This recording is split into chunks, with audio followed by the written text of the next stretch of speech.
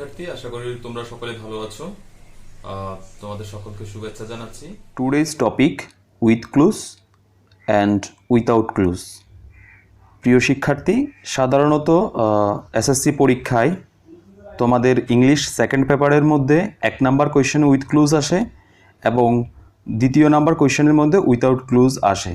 তাহলে with clues এবং without clues কীভাবে করে আনসার করতে হয় বা এই প্রশ্নগুলোর ধরনটা কেমন, আমরা সেই বিষয় নিয়ে আলোচনা করব। এই বিষয়টা সম্পর্কে আলোচনা শেষে তোমরা যেটা জানতে পারবে যে উইথ ক্লুজের ধরনটা কীরকম হয় আর উইথাউট ক্লুজের ধরনটা কীরকম হয়, এবং এই আনসারগুলো করতে গেলে আমাদের কোন কোন বিষয়গুলো মনে রাখলে আমাদের আনসার করতে সুবিধে হয়। চলো আগে আমরা এই উইথ ক্লুজ এবং উইথাউট ক্লুজের দুটো স্যাম্পল দেখি। এই যে স্যাম্পলটা দেখতে পাচ্ছ, এই স্যাম্পলটা হচ্ছে উইথ ক্লুজের স্যাম্পল। এইখানের মধ্যে তোমরা দেখতে পাচ্ছ একটা বক্স দেয়া আছে, বক্সের মধ্যে অনেকগুলো শব্দ দেয়া আছে। এই যে এখানে এ থেকে যে পর্যন্ত 10টা তোমার ফিলিং দ্য গ্যাপস রয়েছে। এই গ্যাপসের মধ্যে এই শব্দগুলোকে সঠিকভাবে বসাতে হবে। তার মানে উইথ ক্লুজ মানে তোমরা বুঝতে পারছো যে একটা বক্স থাকবে, বক্সের মধ্যে অনেকগুলো শব্দ থাকবে, এই শব্দগুলোকে এখানে বসাতে হবে। কিন্তু এই শব্দগুলো যে হুবহু এখানে বসবে তা না, এখানে প্রয়োজন অনুসারে এই শব্দগুলোকে তোমাকে সঠিক ফর্মে তোমাকে এখানে বসাতে হবে। তার মানে হচ্ছে এখানে যদি তোমার ভার্ব থাকে, তুমি যদি এখানে ভার্ব বসাতে চাও তাহলে কিন্তু হবে না। যদি গ্যাপের মধ্যে যদি তোমার অ্যাডভার্ব হয় তাহলে ওই ভার্বটাকে তোমাকে অ্যাডভার্ব করে এখানে বসাতে হবে। হ্যাঁ, এই বিষয়ে আমরা বিস্তারিত আলোচনা একটু নিচে আলোচনা করব একটু পরে। চলো এবার আমরা উইথাউট ক্লুজ কীরকম স্যাম্পলটা একটু দেখি। এই যে কোয়েশ্চেনটা দেখতে পাচ্ছ, এটা হচ্ছে উইথাউট ক্লুজের এক্সারসাইজের স্যাম্পল। এখানে তোমরা যেটা দেখতে পাচ্ছ যে এইখানে কোনো বক্স নেই এবং এখানে কোনো শব্দ দেয়া নেই। তার মানে হচ্ছে এইখানেও এ থেকে যে পর্যন্ত তোমাদেরকে 10টা আনসার করতে হবে, কিন্তু এখানে কোনো শব্দ দেয়া থাকবে না। তোমাকে সঠিকভাবে সঠিক শব্দটা সঠিক জায়গায় বসাতে হবে। তাহলে এই যে দুটো বিষয় তোমরা দেখতে পেলে, একটাতে বক্স এবং একটাতে বক্স নেই, তাহলে যেটাতে বক্স আছে সেটা হচ্ছে উইথ ক্লুজ, যেটাতে বক্স নেই সেটা হচ্ছে উইথাউট ক্লুজ। তাহলে এই দুটো বিষয় আমরা কিভাবে আনসার করব, কোন কোন বিষয়গুলো আমাদের মাথায় রাখলে আমরা সহজে আনসার করতে পারবো, সেই বিষয়টা নিয়ে আমরা একটু আলোচনা করি। আমি এখানে কিছু টিপস নিয়ে আলোচনা করব তোমাদের, কিভাবে করে তোমরা সহজে এই বিষয়গুলোকে আনসার করতে পারো। টিপস এতে লেখা আছে read the question carefully and find out the topic of the question. তার মানে হচ্ছে তোমাদেরকে এই যে স্যাম্পলটা দেওয়া থাকবে, এই স্যাম্পলটা পুরোটা ভালো করে পড়ে নিতে হবে। ভালো করে পড়ে তোমাদেরকে এখানে find out the topic of the question, এখানে কোন টপিক নিয়ে আলোচনা করা হয়েছে, কোন বিষয় সম্পর্কে এখানে তোমার কাছ থেকে উত্তর চেয়েছে, সেই জিনিসটা তোমাকে এখানে জানতে হবে। তার মানে হচ্ছে এখানে প্রত্যেকটা লাইন যদি তুমি বুঝতে পারো, তোমার কাছে এটা আনসার করা খুবই সহজ হয়ে যাবে। তারপর হচ্ছে টেন্স তোমাকে অবশ্যই জানতে হবে, কারণ যে কোয়েশ্চেনটা তোমাকে দেয়া হবে সে কোয়েশ্চেনের মধ্যে হয়তো দেখা যাবে যে বিষয় নিয়ে আলোচনা করা হচ্ছে সেই বিষয়টা অতীতের কোনো বিষয় নিয়ে আলোচনা করা হচ্ছে, কিংবা বর্তমানের কোনো বিষয় নিয়ে আলোচনা করা হচ্ছে, কিংবা ভবিষ্যতের কোনো বিষয় নিয়ে আলোচনা করা হচ্ছে, কিংবা একই এক্সারসাইজের মধ্যে 3টি টেন্স নিয়েও আলোচনা করতে পারে। তাই তোমাকে এখানে বুঝতে হবে যে কোথায় কোন টেন্সটা আমাকে ব্যবহার করতে হবে। তাহলে টেন্স সম্পর্কে অবশ্যই তোমাকে ধারণা রাখতে হবে। তারপর সি নাম্বার বলছে যে সেন্টেন্স স্ট্রাকচার বলতে আমরা যেটা বুঝি যে কোনো একটা সেন্টেন্স আমরা যখন পড়ি, যেমন assertive sentence, interrogative sentence, imperative sentence, optative sentence, exclamatory sentence, এই যে 5 প্রকারের সেন্টেন্সগুলো রয়েছে, বা তোমার সিম্পল, কমপ্লেক্স, কম্পাউন্ড, এই যে সেন্টেন্সগুলো রয়েছে, এই সেন্টেন্সগুলোর প্রত্যেকটারই একটা স্ট্রাকচার রয়েছে। এই স্ট্রাকচারগুলো কীভাবে গঠিত হয়, কোথায় সাবজেক্ট বসে, কোথায় ভার্ব বসে, কোথায় অবজেক্ট বসে, কোথায় কমপ্লিমেন্ট বসে, অ্যাডভার্বটা কীরকম ব্যবহার করা হয়, অ্যাডজেক্টিভটা কীরকম ব্যবহার করা হয়, এই বিষয়গুলো সেন্টেন্সের স্ট্রাকচারের সাথে সম্পৃক্ত। তার মানে তোমাকে ভালো করে বুঝতে হবে। তুমি যদি সেন্টেন্সের স্ট্রাকচারটা ভালো করে বুঝতে পারো, তাহলে তোমাকে যে শব্দটা তুমি বসাবে সেই শব্দটা কি তোমার এখানে ভার্ব বসবে নাকি অ্যাডভার্ব বসবে নাকি অ্যাডজেক্টিভ বসবে সেটা তুমি বুঝতে পারবে। তার মানে এখানে সেন্টেন্সের স্ট্রাকচারটা তোমার বোঝা খুব জরুরি। তারপর হচ্ছে changing parts of speech. Word given in option with clues. এখানে উইথ ক্লুজের মধ্যে তোমাদের যে অপশন থাকে সেই অপশনে অনেকগুলো শব্দ দেওয়া থাকে। এই শব্দগুলো তুমি অনেকটা সময় গ্যাপের মধ্যে হুবহু বসাতে হয়, আবার অনেক সময় তোমাকে চেঞ্জ করে বসাতে হয়। তাহলে তুমি যখন হুবহু বসাবে তখন তোমাকে ভাবতে হচ্ছে না যে তুমি কিভাবে করে মানে যখন তুমি বুঝতে পারছো যে হ্যাঁ আমাকে এখানে এই শব্দটা হুবহু বসালে এটা সঠিক হবে, তাহলে এখানে তোমাকে ওই ওয়ার্ডটা চেঞ্জ করার প্রয়োজন নাই। কিন্তু যদি তুমি বুঝতে পারছো যে হ্যাঁ আমাকে এখানে তো ভার্বটা দেওয়া আছে বক্সের মধ্যে, আমাকে এখানে অ্যাডভার্ব বসাতে হবে, কিংবা এই শব্দটাকে আমাকে অ্যাডজেক্টিভ করতে হবে, কিংবা এই শব্দটাকে আমাকে নাউন করতে হবে, তাহলে ওই ক্ষেত্রে অবশ্যই তোমাকে ওই শব্দটা চেঞ্জ করে সেই জায়গায় বসাতে হবে। নাম্বার ইতে দেখতে পাচ্ছি আমরা use the option one more time if necessary. এটাও উইথ ক্লুজের মধ্যে। উইথ ক্লুজের মধ্যে তোমাকে যে শব্দগুলো দেওয়া থাকে সেই শব্দগুলো সবসময় যে একবারই ব্যবহার করা হবে তা না। অনেক সময় দেখা যায় আমাকে প্রয়োজন অনুসারে, অবশ্যই প্রয়োজন অনুসারে আমি একের থেকে বেশি একটা শব্দকে ব্যবহার করতে পারি। হয়তো দেখা যাবে কোনো একটা শব্দ, ধরো একটা আর্টিকেলের কথা বলি, একটা আর্টিকেল দা একবারই দেওয়া আছে, কিন্তু আমি যখন ওই আনসারটা করতে গেলাম তখন আমি দেখতে পাচ্ছি দা শব্দটা আমাকে দুবার ব্যবহার করতে হবে। তার মানে কোনো একটা শব্দ একের চেয়েও বেশি ব্যবহার হতে পারে। তারপর এফ নাম্বার আমরা দেখতে পাচ্ছি more word option without clues. হ্যাঁ, এটা উইথাউট ক্লুজ এই কারণ হচ্ছে উইথ ক্লুজের মধ্যে যে শব্দগুলো দেয়া থাকে সেই শব্দগুলোর বাইরে তুমি কোনো শব্দ এখানে ব্যবহার করতে পারবে না। কিন্তু উইথাউট ক্লুজের মধ্যে এই ধরনের কোনো ধরাবাঁধার নিয়ম নেই। ধরো তুমি একটা শব্দকে তুমি একটা উইথাউট ক্লুজ আনসার করছো, সে উইথাউট ক্লুজের মধ্যে যে অপশন মানে যে গ্যাপগুলো থাকে সেই গ্যাপগুলোর মধ্যে তুমি ধরো গুড শব্দটা বসালে, আবার একই ক্ষেত্রে কিছু কিছু ক্ষেত্রে দেখা যাচ্ছে ওখানে ওয়েল বসালেও কিন্তু কি হয়, সঠিকটা হয়। এর মানে হচ্ছে যেটাকে আমরা বলছি সিনোনিম। যদি তুমি মানে সিনোনিম যদি ইউজ করো, একটা শব্দের একাধিক সিনোনিম থাকে, তুমি যদি একটা শব্দের একাধিক সিনোনিম থাকলে তুমি যদি ওই সিনোনিমের কোনো একটা শব্দ এখানে বসাও তাহলে সেটা ভুল হবে না। তবে তোমাকে বসানোর সময় অবশ্যই মাথায় রাখতে হবে যে ওখানে যে শব্দটা তুমি বসাচ্ছ সেই শব্দটা সঠিক ফর্মে আছে কিনা। মানে সেখানে যদি অ্যাডজেক্টিভ বসাতে হয় তুমি ওই শব্দটার অ্যাডজেক্টিভ ফর্ম বসাচ্ছ কিনা, বা ওই শব্দটা যদি অ্যাডভার্ব বসাতে হয় তুমি ওই শব্দটার অ্যাডভার্ব ফর্ম বসাচ্ছ কিনা, ওই বিষয়গুলো তোমাকে অবশ্যই ভালো করে জানতে হবে। চলো এবার আমরা এক্সারসাইজের মাধ্যমে দেখার চেষ্টা করি যে কিভাবে করে আমরা কোনো একটা কোশ্চেন আনসার করব। তাহলে প্রথমে আমি যেটা বলেছিলাম যে আমরা একটা এক্সারসাইজকে দেখার পর সেটা আমরা ভালো করে পড়ে নেব। তাহলে এখানে আমাদেরকে যে কোয়েশ্চেনটা দেওয়া আছে, চলো সেই কোয়েশ্চেনটাকে আমরা এবার একটু পড়ি। কোয়েশ্চেনটা বলা হচ্ছে man is the super creation of Allah, he is different from other animals because he dash more IQ than they. He can dash between right and wrong because of his dash. He can dash himself from dash any harmful deed. He can dash himself for his dash, but sometimes he acts out of dash and it brings dash to him. He should apply his dash consciously. তাহলে এই প্রশ্নটা আমরা ভালো করে পড়ে নিলাম এবং এই প্রশ্নটা পড়ে আমরা বুঝতে পারলাম যে এখানে মানুষ তার যে মানে সৃষ্টিকর্তা যে মানুষ সৃষ্টি করেছেন এবং আমরা যে মানুষ আমাদের কাজগুলোকে নিয়ে, আমাদের অ্যাক্টিভিটিসগুলোকে নিয়ে এখানে বলা হচ্ছে এবং আমাদের কি কি রয়েছে সেই বিষয়গুলো এখানে বলা হচ্ছে। তার মানে আমরা টপিকটা বুঝতে পারলাম যে এখানে মানুষ সম্পর্কে বলা হচ্ছে। তাহলে আমরা এটা ভালো করে আমরা টপিকটা বুঝলাম এবং টপিকটা বোঝার পর আমাদের যেটা টিপস নাম্বার 2তে যেটা ছিল মানে বিতে যেটা ছিল সেটা হচ্ছে টেন্স বোঝা। এমন আমরা বুঝতে পারলাম যে এই টেন্সটা সাধারণত প্রেজেন্টকে মিন করছে। এখানে কিছু কিছু জায়গায় ফিউচারকে আমরা যদিও দেখতে পাচ্ছি, এখানে অবশ্যই আমরা দেখতে পাচ্ছি যে একটা প্রেজেন্টের একটা বিষয় এখানে কাজ করছে, কারণ মানুষ সম্পর্কে যা বলা হচ্ছে এগুলো সবসময় চিরন্তন সত্য। তাহলে চিরন্তন সত্য সবসময় প্রেজেন্ট ইনডিফিনিট টেন্সে হয়। এবার চলো আমরা আবার একটু টপিকটা টিপসগুলো দেখি। এরপর বলা হচ্ছে সেন্টেন্স স্ট্রাকচার। তাহলে সেন্টেন্স স্ট্রাকচারের মধ্যে আমরা দেখতে পাচ্ছি হ্যাঁ মানে কোথায় আমাকে কি কি বসাতে হবে সেটা আমরা দেখতে পাচ্ছি। এরপর আমাকে যেটা করতে হবে যে ওই জায়গায় আমি সেন্টেন্স স্ট্রাকচারে যে জায়গায় যে শব্দটা আমি বসাবো সেই শব্দটা আমি সঠিকভাবে সঠিক ফর্মে বসাচ্ছি কিনা বা সঠিকভাবে আমি বসাচ্ছি কিনা সেটা আমাকে জানতে হবে। এরপর আমাকে জানতে হবে তোমার হচ্ছে use option one more time if necessary. তার মানে যদি এখানে যে শব্দগুলো দেওয়া আছে সেগুলো যদি একের চেয়ে বেশি আমাকে ব্যবহার করতে হয় তাহলে আমি সেটা একের চেয়ে বেশি ব্যবহার করব।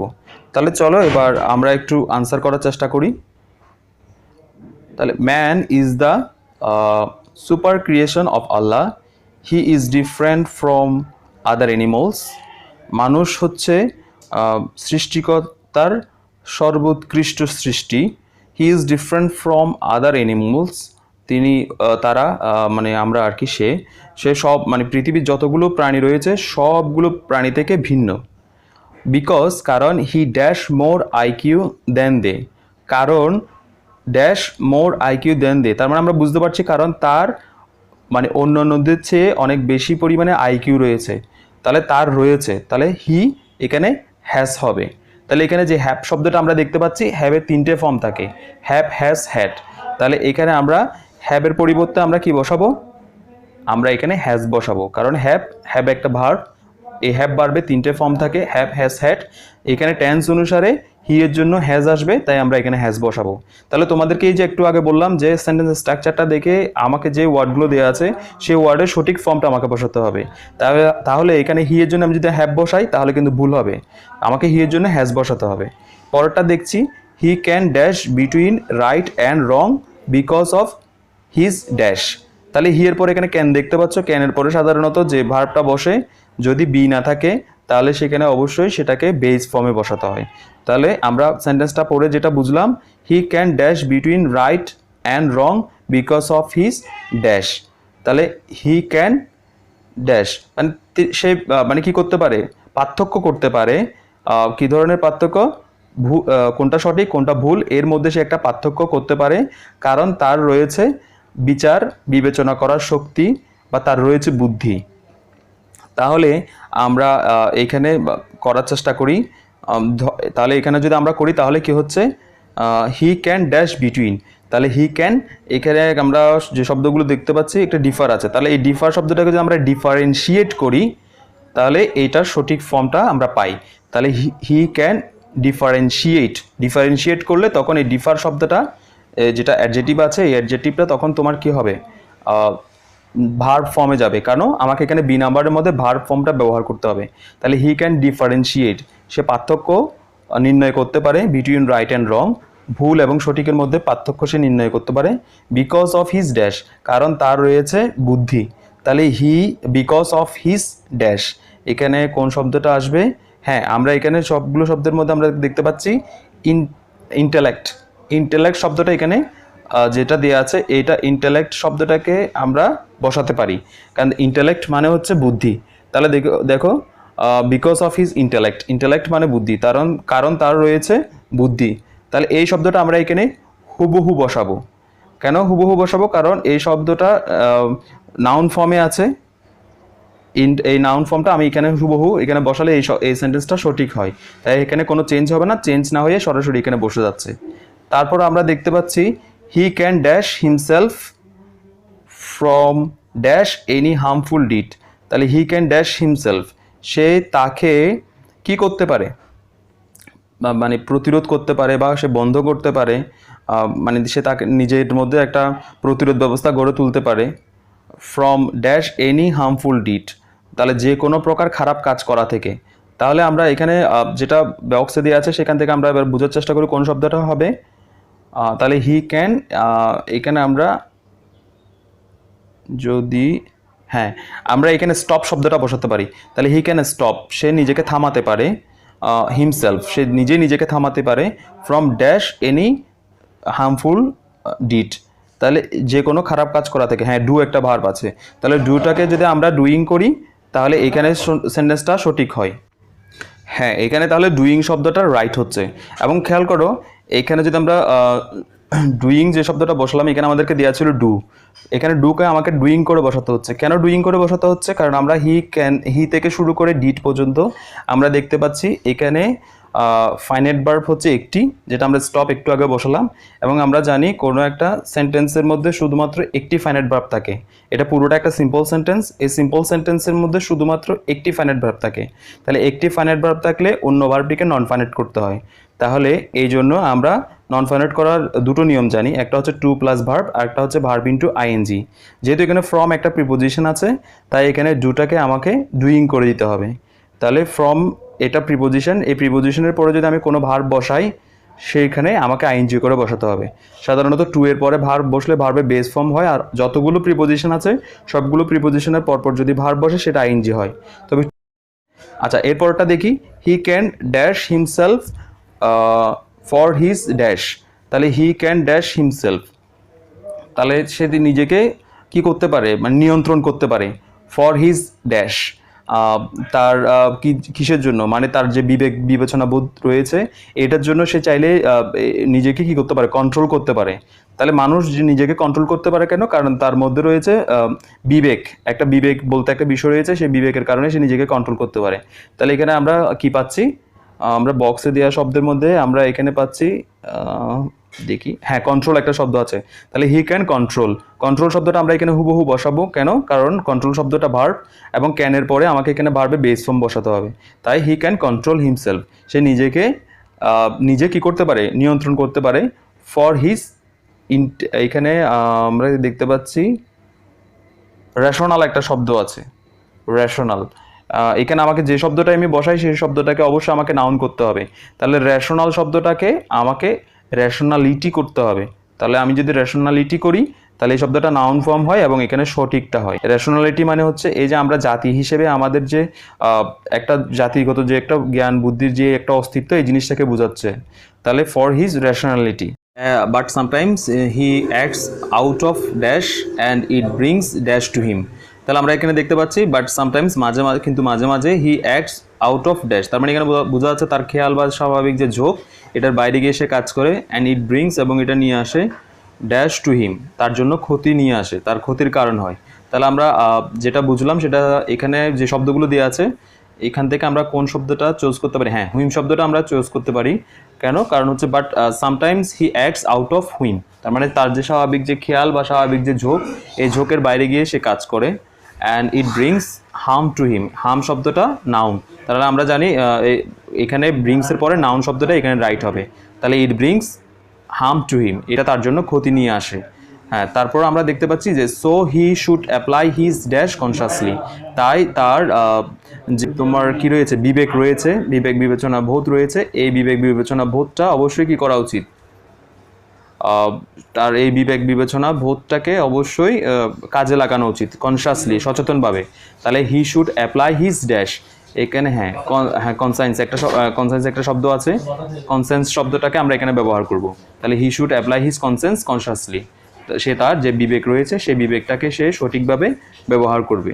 হ্যাঁ, প্রিয় শিক্ষার্থীরা, তোমরা এখানে বুঝতে পারলে যে সাধারণত উইথ ক্লুজ কীভাবে করে কাজ করতে হয়, বা উইথ ক্লুজ আনসার করার সময় আমাদের কোন কোন টপিক নিয়ে, কোন কোন টপিকগুলো আমাদেরকে মাথায় রাখতে হয়।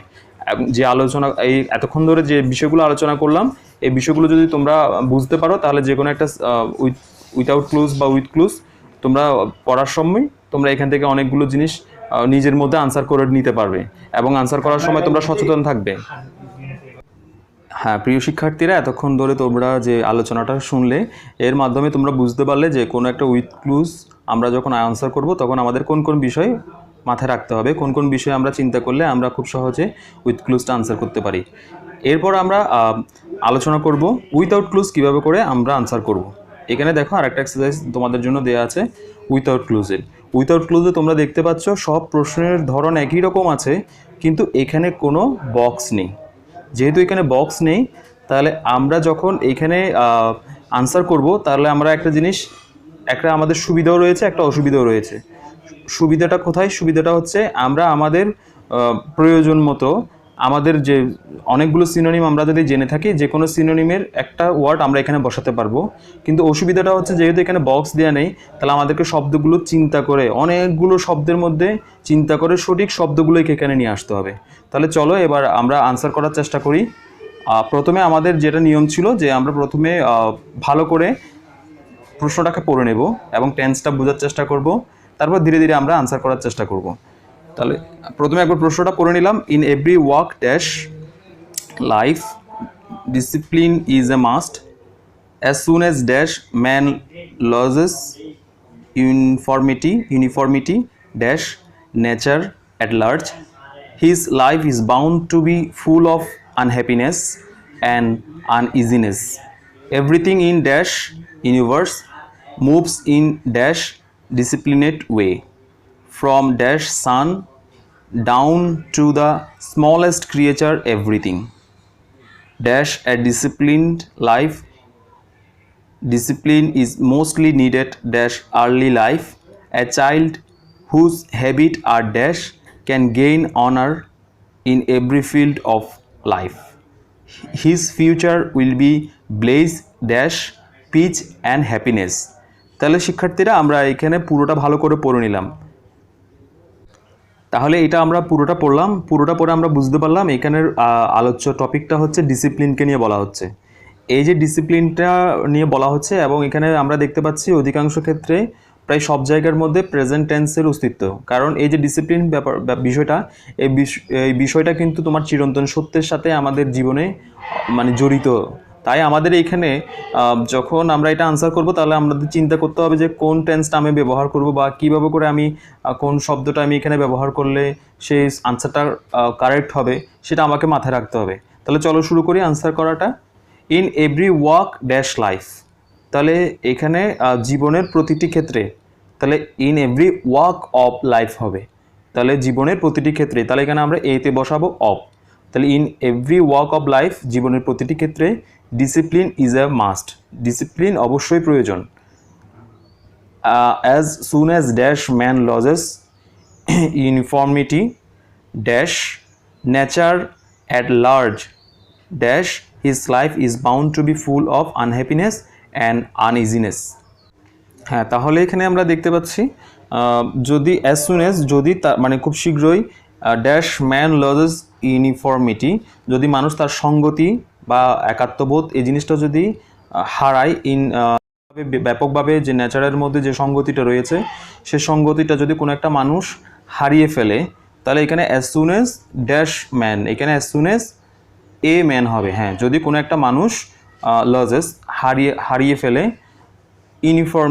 ইউনিফর্মিটি মানে হচ্ছে সঙ্গতি, যদি তার সঙ্গতি বা মিল বা একাত্মবোধ এটা যদি সে হারিয়ে ফেলে ড্যাশ নেচার অ্যাট লার্জ, তাহলে কী হবে এখানে? হ্যাঁ, in the nature at large ব্যাপকভাবে হিজ লাইফ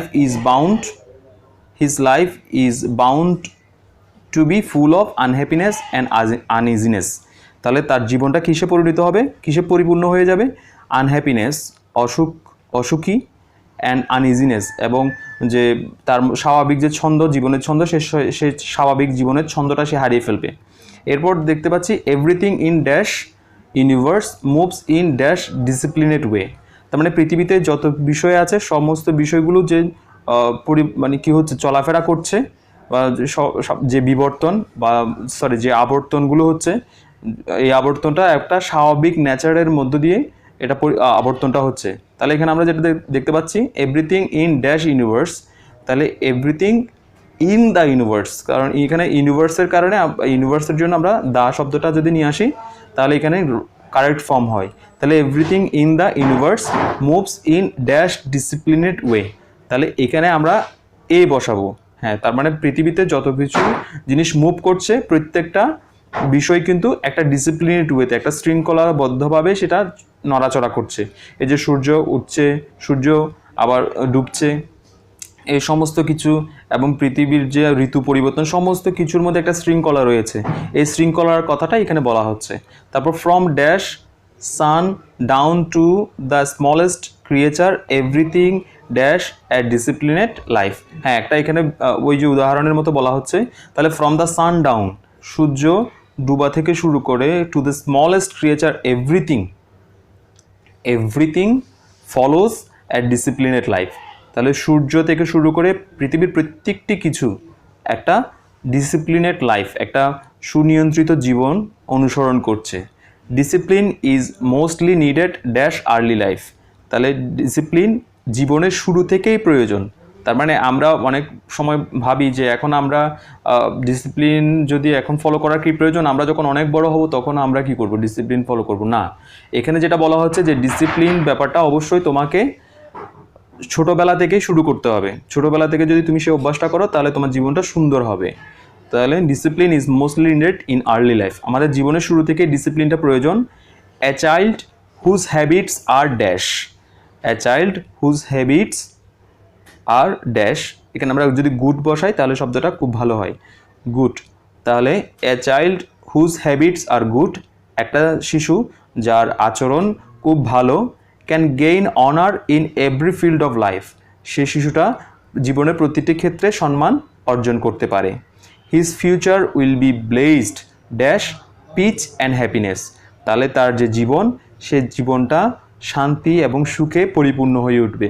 তাহলে এখানে আমরা ব্লেসডের সাথে উইথ বসাবো। হ্যাঁ, তাহলে his future will be blessed, তার জীবনটা আশীর্বাদে পরিপূর্ণ হবে, উইথ পিচ অ্যান্ড হ্যাপিনেস, শান্তি এবং সুখের সাথে। প্রিয় শিক্ষার্থীরা, তোমরা এখানে একটা উইথ ক্লুজ দেখতে পেলে আর একটা উইথআউট ক্লুজ দেখতে পেলে, এবং তোমরা বুঝতে পারছো যে তোমরা যে আনসার করার সময় কোন কোন বিষয় মাথায় রাখলে তোমরা সহজে আনসার করতে পারবে। তো আমি এখানে তোমাদের জন্য দুটো এক্সারসাইজ দিয়েছি, সেই এক্সারসাইজগুলো তোমরা বাসায় বসে করবে, চেষ্টা করবে এই আনসারগুলো নিজেরা করার জন্য। তো তোমরা সবাই ভালো থাকবে, সুস্থ থাকবে। তোমাদের সকলকে এতক্ষণ যে মনোযোগ সহকারে লেসনটা শুনলে সেটার জন্য অসংখ্য ধন্যবাদ। খুব শীঘ্রই তোমাদের সাথে আবার দেখা হবে। তোমরা সে পর্যন্ত ভালো থাকো, সুস্থ থাকো এবং সুন্দর জীবনের অধিকারী হও।